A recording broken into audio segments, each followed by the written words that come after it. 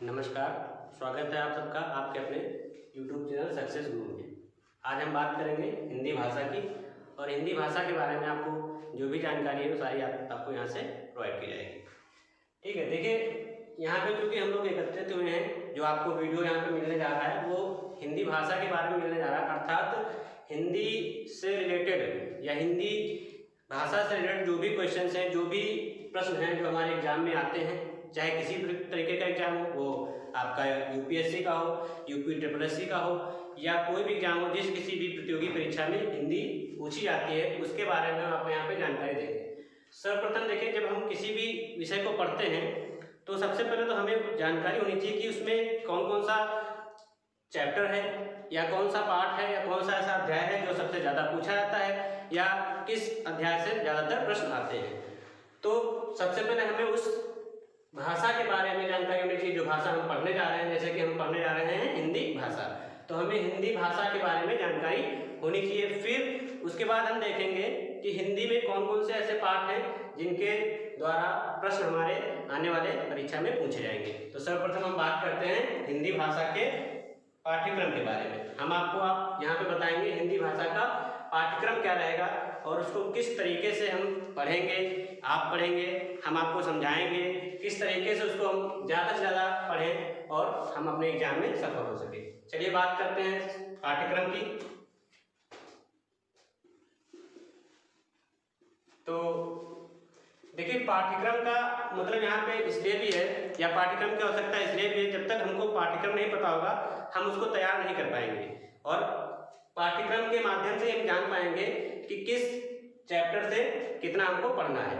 ठीक है, तो सबसे पहले बात करें हम पाठ्यक्रम में, अगर तो आपको पता है भाषा कोई भी हो, हिंदी हो, संस्कृत हो, अंग्रेजी हो, उर्दू हो, कोई भी भाषा हो, हर भाषा का जो ज्ञान होता है वो हमें बहुत ही छोटे से होना चाहिए, अर्थात सबसे छोटा जो भी होता है उसी से हमको जानकारी होगी, तभी हम आगे बढ़ पाएंगे। सबसे पहले बात करते हैं, तो सबसे पहले हम लोग पढ़ेंगे वर्णमाला।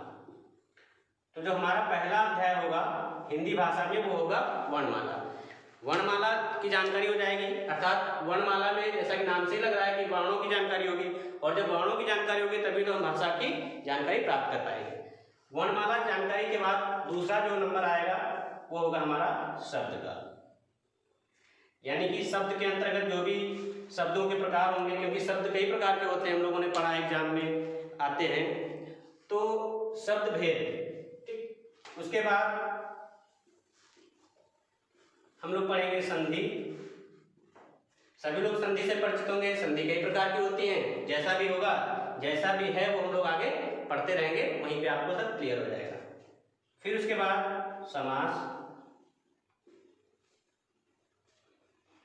फिर जो है उपसर्ग प्रत्यय। देखिए, हम यहाँ पे जो भी नोट कर रहे हैं, जो भी बता रहे हैं आप उसको या तो आप नोट करते चलिए साथ में, या नहीं नोट करते हैं तो इसका पीडीएफ भी आपको मिल जाएगा। लेकिन उसके लिए आपको करना इतना है कि आप इस चैनल को, जो हमारा चैनल है, इसको सब्सक्राइब करेंगे, लाइक करेंगे और ज़्यादा से ज़्यादा शेयर करेंगे। जितना ज़्यादा आप इसको लाइक करेंगे और शेयर करेंगे तो उस माध्यम से हमें आप जानकारी मिल जाएगी कि आप हमारे चैनल को लाइक कर रहे हैं या शेयर कर रहे हैं, सब्सक्राइब भी कर चुके हैं आप। तो जो भी कॉन्टैक्ट नंबर आपका है वो आप हमें चाहे कमेंट बॉक्स में लिख दीजिए, व्हाट्सएप नंबर जो होगा वो कमेंट बॉक्स में लिख दीजिए, वही व्हाट्सएप नंबर से आपको जो भी पीडीएफ है, जिस भी सब्जेक्ट का या जो भी विषय जो भी अध्यापक पढ़ाएंगे उसी का पीडीएफ आपको मिल जाएगा। ठीक है, तो उपसर्ग प्रत्यय। उसके बाद आपको पता है जैसे कि आप सभी लोग अंग्रेजी भाषा पढ़ते हैं, अंग्रेजी भाषा में आप पढ़ते हैं पार्ट ऑफ स्पीच, उसी तरीके से हिंदी भाषा में भी पार्ट ऑफ स्पीच का एक चैप्टर है और उसके अंतर्गत जितने भी आपके अध्याय होते हैं वो आपको पढ़ने हैं, जैसे कि संज्ञा, सर्वनाम, क्रिया, विशेषण, अव्यय,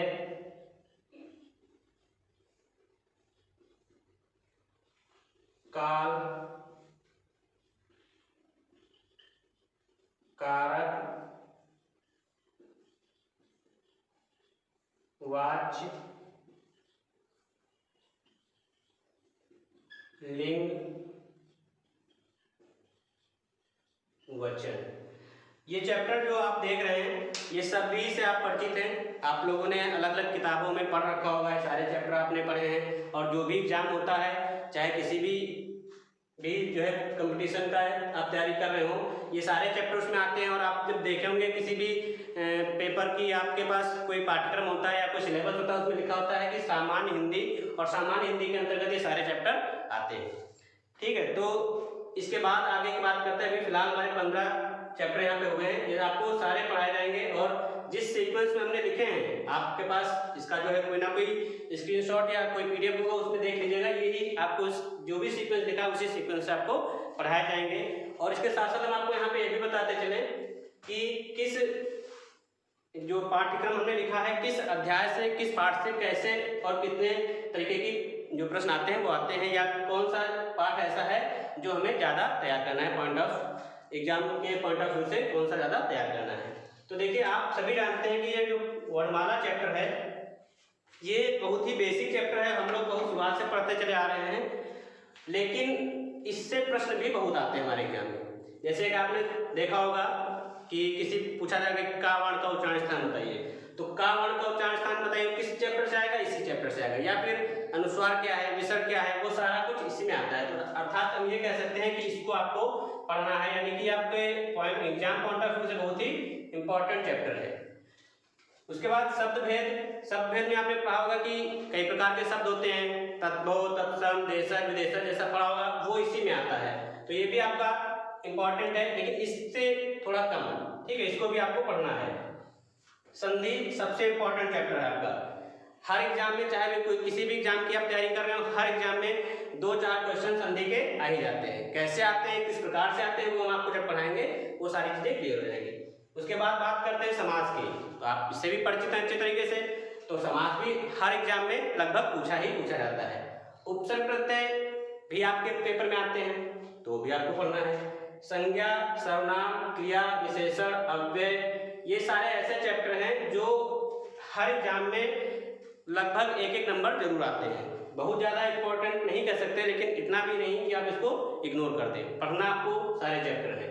उसके बाद काल, कारक, वाच्य, लिंग, वचन, यानी कि जितने भी चैप्टर हमने आपको यहाँ पे लिखे हैं वो सारे के सारे चैप्टर आपको पढ़ने हैं।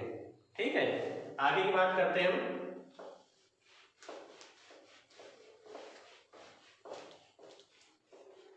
तो ये जो पाठ्यक्रम आपने अभी तक देखा, ये 15 चैप्टर थे। उसके बाद कुछ चैप्टर और भी हैं जो आपको इसी में पढ़ने हैं। एक आप लोगों ने देखा होगा, आपके एग्जाम में आता है वाक्य शुद्धि, यानी कि सेंटेंस करेक्शन। अगर देखा होगा आपके पास 4 सेंटेंस होते हैं, आपसे प्रश्न पूछा जाता है कि निम्नलिखित में से कौन सा वाक्य शुद्ध है या निम्नलिखित में से कौन से वाक्य में क्या शुद्धि है। इस प्रकार से जो प्रश्न आते हैं वो इसी चैप्टर के अंतर्गत आते हैं। इसके अलावा आपने एक चैप्टर और भी देखा होगा या एग्जाम में एक तरीके का प्रश्न देखा होगा जिसमें आता है क्रमबद्धता।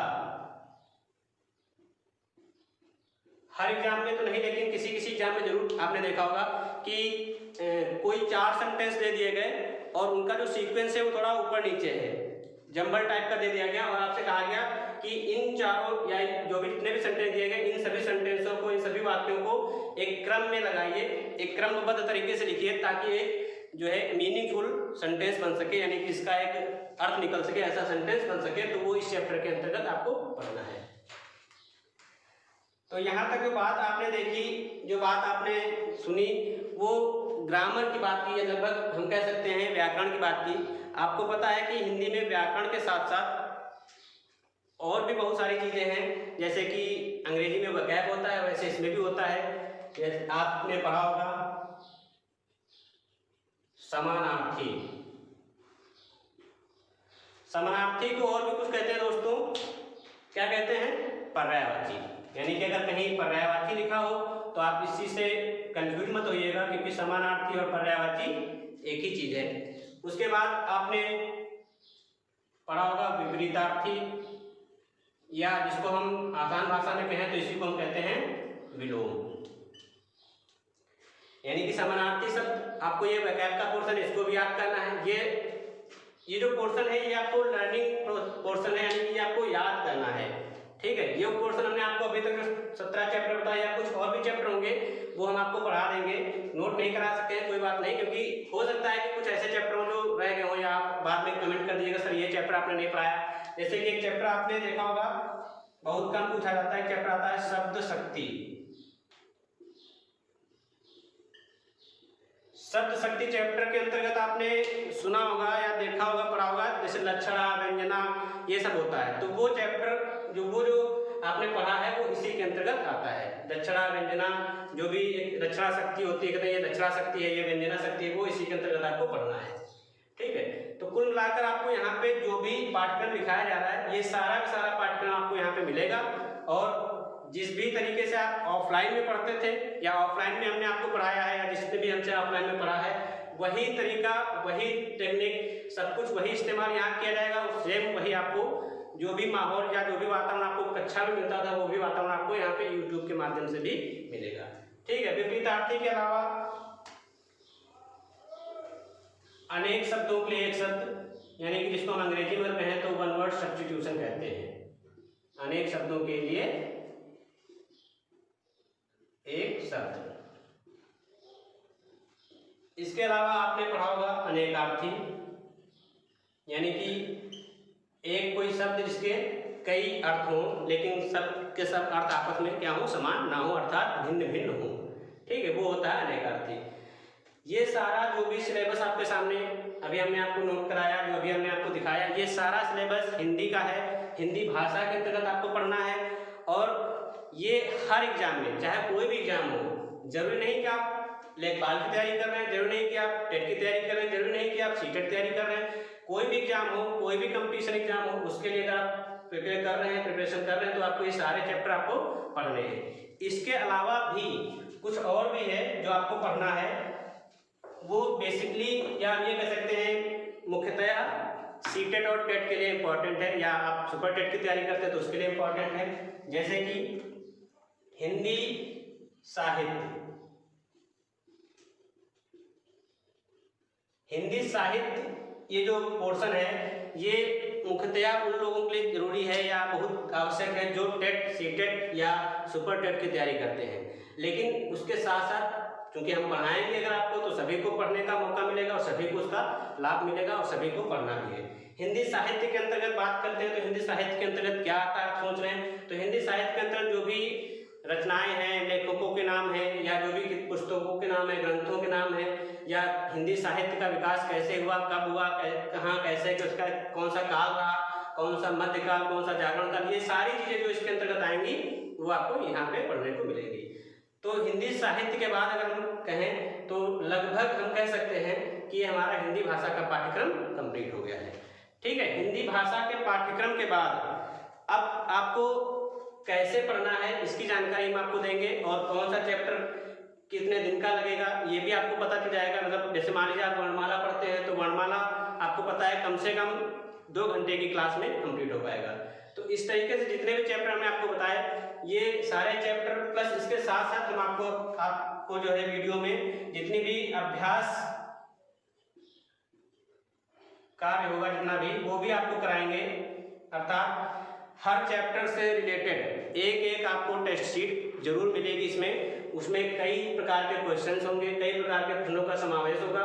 उन प्रश्नों के माध्यम से आप अपने आप को चेक कर पाएंगे, अपने आप को जांच पाएंगे कि हमने कितना पढ़ा है और कितना सीखा है। क्योंकि जब तक किसी भी कोई भी एग्जाम हो या कोई भी आप तैयारी कर रहे हो, जब तक आप उसका अपने आप को जांचेंगे नहीं, अपने आप को क्रॉस चेक नहीं करेंगे, तब तक आपको पता नहीं चलेगा कि हमने सीखा क्या है। क्योंकि सीखना उसी को कहते हैं जब हम किसी भी निष्कर्ष तक पहुंच सके। भैया आप पढ़ रहे हैं, हम पढ़ा रहे हैं, लेकिन उसका कोई रिजल्ट ना निकले, उसका कोई रिस्पॉन्स ना मिले, तो कोई मतलब भी नहीं बनता। ठीक है, तो ये सारा आपको मिलेगा हिंदी भाषा के पाठ्यक्रम के अंतर्गत, या ये कहें कि सक्सेस गुरु चैनल जो है उसके अंतर्गत जो भी हमारा वीडियो आएगा, हिंदी का वीडियो आएगा, उसमें सारा कुछ आपको मिलेगा। तो दोस्तों, आज तक के लिए पाठ्यक्रम का आपका ये वीडियो था। इस वीडियो में हमने आपको बताया कि पाठ्यक्रम क्या रहेगा और कैसे हमको पढ़ना है, किस चीज़ की तैयारी करनी है। नेक्स्ट वीडियो में आपको मिलेंगे अगले चैप्टर के साथ में, जो हमारा पहला चैप्टर हमने आपको बताया वर्णमाला, उस चैप्टर में, उस वीडियो में हम आपको बताएंगे कि वर्णमाला के अंतर्गत कौन कौन से प्रश्न आते हैं और कैसे आते हैं। और अगर ये जो है आपको जो पाठ्यक्रम मैंने आपको बताया है, अगर ये आपको पाठ्यक्रम अच्छा लगा हो या आपको लगता हो कि कुछ कमी है इसमें या कुछ भी ऐसा है जो सर ने छोड़ दिया है, तो आप अपने कमेंट बॉक्स में लिख सकते हैं और हमारे चैनल को लाइक करें, शेयर करें और सब्सक्राइब करें। Thank you.